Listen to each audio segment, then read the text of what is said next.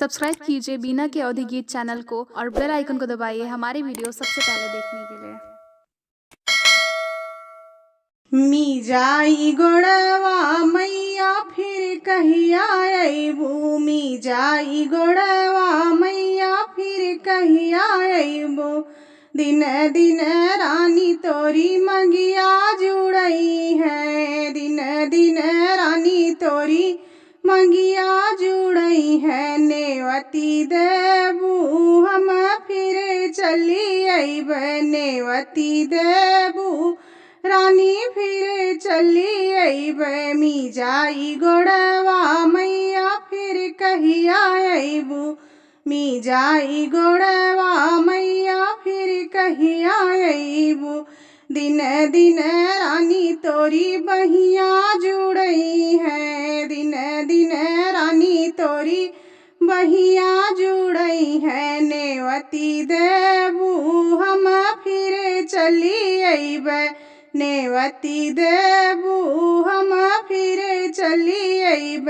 मी जाई गोड़वा मैया फिर कहिया अइबू। मी जाई गोड़वा मैया फिर कहिया अइबू।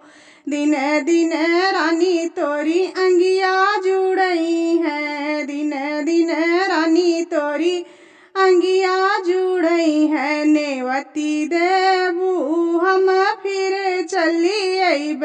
नेवती देबू हम फिर चली अइब। मी जाई गोड़वा मैया फिर कहिया अइबू। मी जाई गोड़वा मैया फिर कहिया अइबू।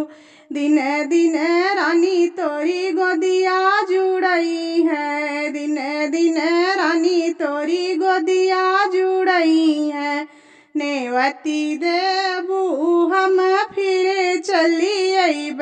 नेवती देबू हम फिर चली अइब। मी जाई गोड़वा मैया फिर कहिया अइबू। मी जाई गोड़वा मैया फिर कहिया अइबू। दिन दिन रानी तोरा नैहर जुड़ई है। दिन दिन रानी तोरा सासुर जुड़ई है। नेवती देबू हम फिर चली अइब। नेवती देबू हम फिर चली अइब। मी जाई गोड़वा मैया फिर कहिया अइबू। दिन दिन रानी तोरा भैया जुड़ई है। दिन दिन रानी तोरा भतीजा जुड़ई है। नेवती देबू रानी फिर चली अइब। नेवती देबू हम फिर चली अइब।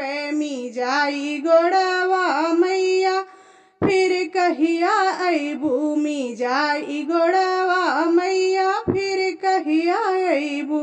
मी जाई गोड़वा मैया फिर कहिया अइबू। बोलो शानी मैया की जय।